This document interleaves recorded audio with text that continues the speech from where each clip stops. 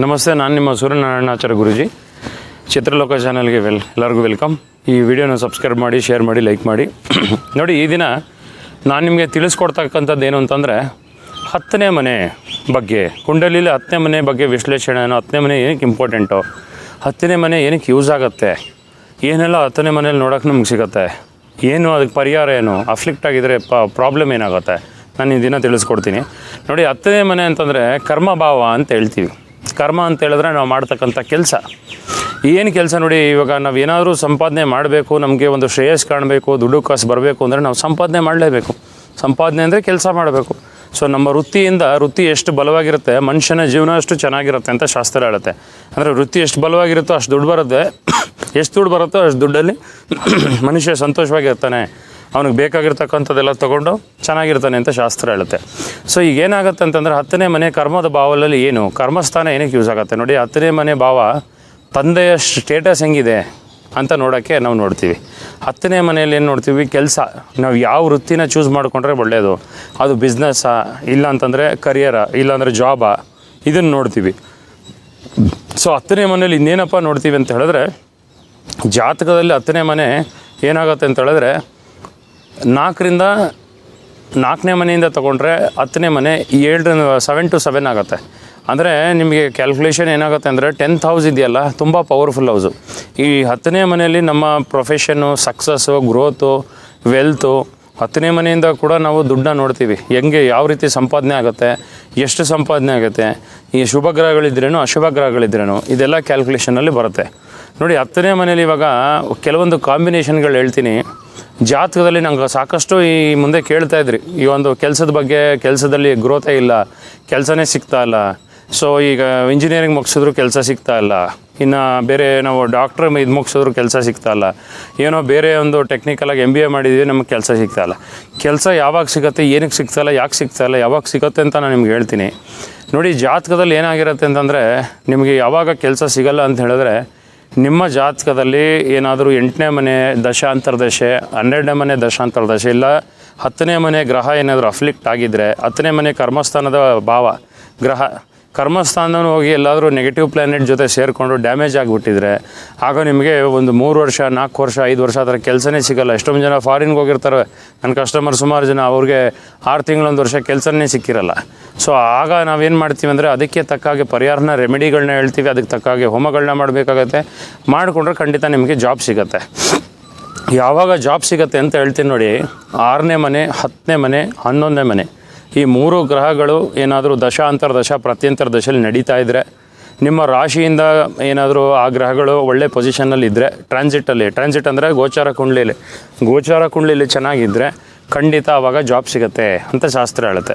So job loss ಯಾವಾಗ ಆಗುತ್ತೆ ನೋಡಿ, 10ನೇ ಮನೆ ಅಧಿಪತಿ ಟ್ರಾನ್ಸಿಟ್ ಕುಂಡಲಿಲಿ ಬೈ ಚಾನ್ಸ್ ನೆಗೆಟಿವ್ ಹೌಸಸಲ್ಲಿ 8, 12 ಅಲ್ಲಿ ಟ್ರಾವೆಲ್ ಮಾಡ್ತಾಯಿದ್ರೆ, ಹೋಗ್ತಾಯಿದ್ರೆ, ಇಲ್ಲ ಅಂತಂದರೆ 10ನೇ ಮನೆ ಅಧಿಪತಿ ನಿಮ್ಮ ನಕ್ಷತ್ರ, ಜನ್ಮ ನಕ್ಷತ್ರದಂತ ನೋಡಿ. ಒಬ್ಬ ಮನುಷ್ಯನಿಗೆ ಕೆಟ್ಟದಾಗಬೇಕು ಅಂದರೆ ಆ 3 ನಕ್ಷತ್ರ ಇದೆ. ಯಾವುದು ಅಂತಂದರೆ, ಒಂದು ನಾವು ವಿಪತ್ತು ನಕ್ಷತ್ರ ಅಂತ ಹೇಳ್ತೀವಿ. ನಮಗೆ 3 ನಕ್ಷತ್ರ ವಿಪತ್ತಿರುತ್ತೆ. ಪ್ರತಿಯೊಬ್ಬ ಮನುಷ್ಯನಿಗೂ 3 ನಕ್ಷತ್ರ ವಿಪತ್ತು, 27 ನಕ್ಷತ್ರ ಇದೆಯಲ್ಲ, 3 ನಕ್ಷತ್ರ ವಿಪತ್ತಿರುತ್ತೆ, 3 ನಕ್ಷತ್ರ ನಿಧನಕಾರಕ ಇರುತ್ತೆ, 3 ನಕ್ಷತ್ರ ಪ್ರತ್ಯೇಕ ಇರ್ತದೆ. ನಕ್ಷತ್ರ ಪ್ರತ್ಯೇಕ ಅಂತಂದರೆ ಯಾವ ಕೆಲಸಗಳು ಆಗಲ್ಲ, ನಮಗೆಲ್ಲ ಉಲ್ಟಾ ಅಂತ ಹೇಳ್ಬೋದು. ವಿಪತ್ತು ಅಂತಂದರೆ ನಮಗೆ ಅದರಿಂದ ಆಪತ್ತೆ ತಂದು ಕೊಡುತ್ತೆ. ಏನಾದರೂ ಚೆನ್ನಾಗಿರ್ತದೆ, ಸುಮ್ಮನೆ ಏನೋ ಒಂದು ಪ್ರಾಬ್ಲಮ್ ಬಂದು ಕೂತ್ಕೊಳ್ಳುತ್ತೆ, ಆ ಪ್ರಾಬ್ಲಮ್ ಸಾಲ್ವ್ ಮಾಡೋಕ್ಕೆ ಮತ್ತೆ ನಾವು ಕಷ್ಟಪಡಬೇಕು. ಇದನ್ನು ನಾವು ವಿಪತ್ತು ನಕ್ಷತ್ರ ಅಂತ ಹೇಳ್ತೀವಿ. ಜನ್ಮ ನಕ್ಷತ್ರದಿಂದ ಯಾವುದಾದ್ರು ಗ್ರಹ ನಿಮಗೆ ಕರಿಯರ್ ಸಪೋರ್ಟ್ ಮಾಡೋಂಥ ಗ್ರಹ ವಿಪತ್ತಲ್ಲಿದ್ದರೆ ನೆಗೆಟಿವ್ ಆಗುತ್ತೆ, ಕೆಲಸ ಕಾರ್ಯಗಳಲ್ಲಿ ಕಷ್ಟ ಆಗುತ್ತೆ, ಬಾಸಿಂದ ನಿಮಗೆ ಕಷ್ಟ ಆಗುತ್ತೆ, ತೊಂದರೆ ಆಗುತ್ತೆ, ಕಲೀಗ್ಸಿಂದ ತೊಂದರೆ ಆಗುತ್ತೆ. ಸೊ ಅದೇ ಜನ್ಮ ನಕ್ಷತ್ರದಿಂದ ಈಗ ಬೈ ಚಾನ್ಸು ಪ್ರತ್ಯೇಕ ನಕ್ಷತ್ರದಲ್ಲಿದೆ ಅಂದ್ಕೊಳ್ಳಿ, ನಿಮ್ಗೆ ಯಾವ ಕೆಲಸನೂ ಆಗೋಲ್ಲ, ಎಲ್ಲ ಕೆಲಸ ಪೆಂಡಿಂಗ್ ಬರುತ್ತೆ. ಸೊ ಈ ರೀತಿ ನಿಮಗೆ ಪ್ರಾಬ್ಲಮ್ಸ್ ಆಗ್ತಾ ಬರುತ್ತೆ.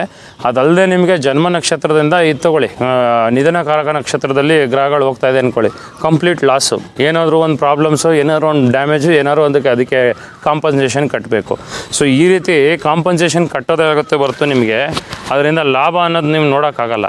ಸೊ ಕರ್ಮಸ್ಥಾನದಲ್ಲಿ ಯಾವ ಗ್ರಹ ಇದ್ದರೆ ಒಳ್ಳೆಯದು, ಯಾವ ಗ್ರಹ ಇದ್ದರೆ ಒಳ್ಳೆಯದಲ್ಲ ಅಂತ ಹೇಳ್ತೀನಿ ನೋಡಿ. ಕರ್ಮಸ್ಥಾನದಲ್ಲಿ ಸೂರ್ಯ ಇದ್ದ ಅಂದ್ಕೊಳ್ಳಿ, ಅಂದರೆ 10ನೇ ಮನೇಲಿ ಸೂರ್ಯ ಇದ್ದಾಗ ಸೂರ್ಯ ದಿಗ್ಬಲಿ ಆಗಿಬಿಡ್ತಾನೆ. ಸೂರ್ಯನಿಗೊಂದು ಸ್ಪೆಷಲ್ ಪವರ್ ಬರುತ್ತೆ. ಎಷ್ಟು ಜನ ಗೌರ್ಮೆಂಟ್ ಕೆಲಸದವ್ರು ಇದ್ದಾರೆ ನೋಡ್ಕೊಳ್ಳಿ, ಅವ್ರಿಗೆಲ್ಲ ಮ್ಯಾಕ್ಸಿಮಮ್ 10ನೇ ಮನೆ 11ನೇ ಮನೇಲಿ ಸೂರ್ಯ ಇದ್ದೇ ಇರ್ತಾನೆ. ಸೊ ಯಾಕೆ ಈ ಮಾತು ಹೇಳ್ತಿದ್ದೀನಿ ಅಂದರೆ 10ನೇ ಮನೇಲಿ ಸೂರ್ಯ ಇದ್ದರೆ ನಿಮಗೆ ಗೌರ್ಮೆಂಟ್ ಜಾಬ್ ಆಗುತ್ತೆ. ಗೌರ್ಮೆಂಟಲ್ಲಿ ತುಂಬ ಹೆಸರು ಮಾಡ್ತೀರಾ, ಗೌರ್ಮೆಂಟ್ ಟೆಂಡರ್ಗಳು, ಗೌರ್ಮೆಂಟ್ ಕಾಂಟ್ರಾಕ್ಟ್ಗಳು, ಪೊಲಿಟಿಷಿಯನ್ ಆಗುವಂಥ ಯೋಗ.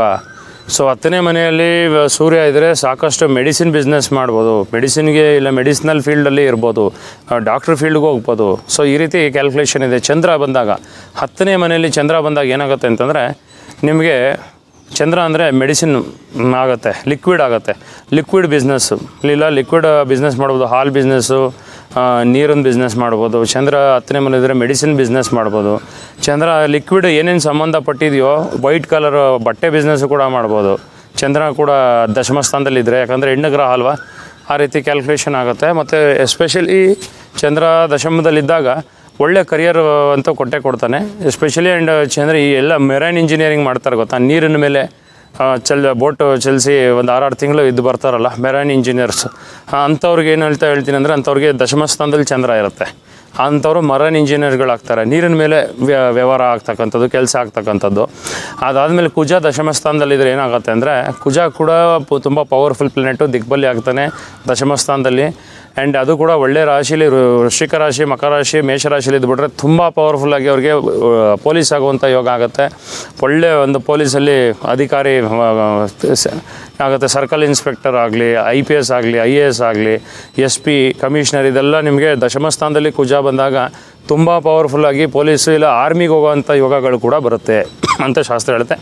ಅದೇ ಕುಜ 6th ಹೌಸಲ್ಲಿ ಬೈ ಚಾನ್ಸ್ ಸೂರ್ಯನ ಜೊತೆ ಇಲ್ಲಾಂತಂದರೆ ಕುಜ ದಶಮದಲ್ಲಿ ಚಂದ್ರನ ಜೊತೆ ಇದ್ದಾಗ ಡಾಕ್ಟರ್ ಕೂಡ ಆಗ್ಬೋದು ಜಾತಕದಲ್ಲಿ ಅಂತ ಶಾಸ್ತ್ರ ಹೇಳುತ್ತೆ. ಡಾಕ್ಟರ್ ಆಗೋವಂಥ ಯೋಗ ಏನಂತಂದರೆ ಈಗ ನೋಡಿ ಅದರಲ್ಲೂ ಸರ್ಜರಿ ಸ್ಪೆಷಲಿಸ್ಟ್ ಅಂತ ಹೇಳಿದ್ರೆ ಎಸ್ಪೆಷಲಿ ಸರ್ಜರಿ ಸ್ಪೆಷಲಿಸ್ಟ್ ಆಗೋದು ಕುಜ ಏನಾಗುತ್ತಾನೆ, ಕುಜ ಬಂದು ಸೂರ್ಯನ ಜೊತೆ ಇಲ್ಲ ರಾಹು ಜೊತೆ ಕೂತಿರ್ತಾನೆ 6th ಹೌಸಲ್ಲಿ, ಅಂಥವ್ರು ಸರ್ಜರಿ ಸ್ಪೆಷಲಿಸ್ಟ್ ಆಗ್ತಾರೆ. ಇಲ್ಲ ದಶಮ ಸ್ಥಾನದಲ್ಲೇ ಸೂರ್ಯ ಕುಜ ರಾಹು ಇರ್ತಾನೆ, ಸರ್ಜರಿ ಸ್ಪೆಷಲಿಸ್ಟ್ ಸರ್ಜನ್ಸ್ಗಳಾಗ್ತಾರೆ.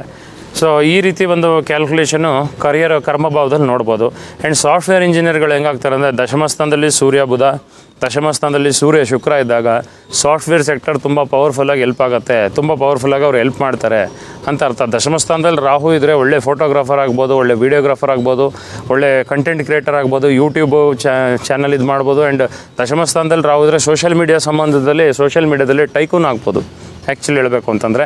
ಸೊ ದಶಮ ಸ್ಥಾನದಲ್ಲಿ ಕೇತು ಇದ್ದಾಗ ಕರಿಯರ್ ಹೇಗಿರುತ್ತೆ, ಕರಿಯರಲ್ಲಿ ಅಪ್ಸ್ ಆ್ಯಂಡ್ ಡೌನ್ಸ್ ಬರ್ತಾನೇ ಇರ್ತದೆ ನಿಮಗೆ ಫ್ರೀಕ್ವೆಂಟಾಗಿ. ರಾಹು ಇದ್ದರೂ ಕೂಡ ಅಷ್ಟೇ ಅಪ್ಸ್ ಆ್ಯಂಡ್ ಡೌನ್ಸ್ ಬರ್ತಾ ಇರೋದು, ಅದು ಅಫ್ಲಿಕ್ಟ್ ಆಗಿರಬಾರ್ದು. ಒಳ್ಳೆ ರಾಶಿಲಿದ್ದರೆ ಖಂಡಿತ ಚೆನ್ನಾಗಿರುತ್ತೆ, ಅಫ್ಲಿಕ್ಟ್ ಆಗಿದ್ದರೆ ಚೆನ್ನಾಗಿರೋದಿಲ್ಲ. ಏರ್ಪೇರ್ ಪದೇ ಜಾಬ್ನ ಬಿಡಬೇಕಾಗತ್ತೆ, ಪದೇ ಜಾಬ್ ಚೇಂಜ್ ಮಾಡ್ತಾ ಇರಬೇಕಾಗತ್ತೆ. ಇದೆ ನನಗೆ ಸಾಕಷ್ಟು ಜನ ಹೇಳಿದ್ರೆ ಪದೇ ಜಾಬ್ ಚೇಂಜ್ ಮಾಡ್ತಾನೆ ಗುರುಜಿ, ಒಂದು ಕಡೆನೂ ಸೆಟ್ ಆಗ್ತಾಯಿಲ್ಲ. ಯಾಕಂದರೆ ದಶಮ ಸ್ಥಾನದಲ್ಲಿ ಈ ರೀತಿ ದೋಷಗಳಾಗಿರ್ತದೆ. ಅದಕ್ಕೆ ತಕ್ಕ ಹಾಗೆ ಶಾಂತಿ ಮಾಡಬೇಕಾಗತ್ತೆ. ಡೈಲಿ ಎದ್ದು ಸೂರ್ಯನ ಒಂದು ಆದಿತ್ಯರ ಉದಯ ಸ್ತೋತ್ರಮು, ಸೂರ್ಯನಿಗೆ ಸೂರ್ಯಗಾಯತ್ರಿ ಮಂತ್ರ ಜಪ, ಅರ್ಘ್ಯ ಕೊಡುವಂಥದ್ದು ಮಾಡಬೇಕಿದ್ದಕ್ಕೆ ರೆಮಿಡಿ. ಆ್ಯಂಡ್ ಕೆಲಸನ ಕರ್ಮಸ್ಥಾನನ ಚೆನ್ನಾಗಿಟ್ಕೊಳ್ಳೋಕ್ಕೆ ಕರ್ಮಾಧಿಪತಿ ಶನಿದೇವರ ಒಂದು ಕೃಪೆ ಕೊಡಬೇಕು. ಶನಿದೇವರಿಗೆ ಆಂಜನೇಯ ಸ್ವಾಮಿ, ವೆಂಕಟೇಶ್ವರ ಸ್ವಾಮಿ ಪೂಜೆಗಳನ್ನ ಮಾಡಿಕೊಟ್ರೆ ಶನಿವಾರ ದಿನ ನಿಮಗೆ ಭಾಳ ಒಳ್ತಾಗತ್ತೆ ಅಂತ ಶಾಸ್ತ್ರ ಹೇಳುತ್ತೆ. ಸೊ ಇದನ್ನು ಮಾಡ್ಕೊಳ್ಳಿ. ನಿಮ್ಮ ಕೈಯಲ್ಲಿ ಏನು ಮಾಡೋಕ್ಕಾಗಲ್ಲ. ಈಗ ಆವಾಗ ನಾವು ಹೋಮ ಮಾಡ್ತೀವಿ. ಈ ದಶಮ ಸ್ಥಾನದಲ್ಲಿ ಈ ಥರ ಗ್ರಹಗಳು ಏನು ದೋಷ ಇದೆ ಆ ದೋಷಕ್ಕೆ ತಕ್ಕ ಹಾಗೆ ಪರಿಹಾರ. ಆ್ಯಂಡ್ ದಶಮ ಕೆಲಸ ಚೆನ್ನಾಗಾಗಲಿ ಅಂಥೇಳಿ ನಾವೇನು ಮಾಡ್ತೀವಿ ಅಂತಂದರೆ ಯಾವ ಗ್ರಹ ನಿಮಗೆ ಏನು ದೋಷ ಮಾಡ್ತದೆ ಅದಕ್ಕೂ ಪರಿಹಾರ ಮಾಡ್ತೀವಿ, ದೋಷಕ್ಕೂ ಪರಿಹಾರ ಮಾಡ್ತೀವಿ. ಅದ್ರ ಜೊತೆಗೆ ನಾವು ಇನ್ನೊಂದು ಏನು ಮಾಡ್ತೀವಿ ಅಂತಂದರೆ ದಶಮದ ಕೆಲಸ ಕಾರ್ಯಗಳಲ್ಲಿ ಆಗ್ತಾಯಿಲ್ಲ ಅಂದರೆ ಕೆಲಸ ಕಾರ್ಯಗಳಲ್ಲಿ ಅಭಿವೃದ್ಧಿ ಆಗಲಿ ಅಂತಲೇ ಅದಕ್ಕೆ ಲಕ್ಷ್ಮೀ ಹೋಮ ಅಂತ ಮಾಡ್ತೀವಿ. ಆ್ಯಕ್ಚುಲಿ ಲಕ್ಷ್ಮಿಗೆ ಹೋಮ ಮಾಡ್ಬೋದು, ನಿಮಗೆಲ್ಲ ಒಂದು ಲಾಭ ತಂದು ಕೊಡೋಂಗೆ ಆಗುತ್ತೆ. ಲಕ್ಷ್ಮೀ ಹೋಮನೂ ಕೂಡ ಮಾಡ್ಬೋದು ಇದಕ್ಕೆ ಅಂತ ತಿಳಿಸ್ಕೊಡ್ತೀನಿ. ಲಕ್ಷ್ಮೀ ಕುಬೇರ ಹೋಮ ಕೂಡ ಇದೆ, ಅದನ್ನು ಕೂಡ ಮಾಡ್ಬೋದು ದುಡ್ಡು ಕಾಸಿಗೆ ಕೆಲಸಕ್ಕೆ. ಇನ್ನಷ್ಟು ವಿಷಯಗಳನ್ನ ತರ್ತೀನಿ. ನಮಸ್ತೆ.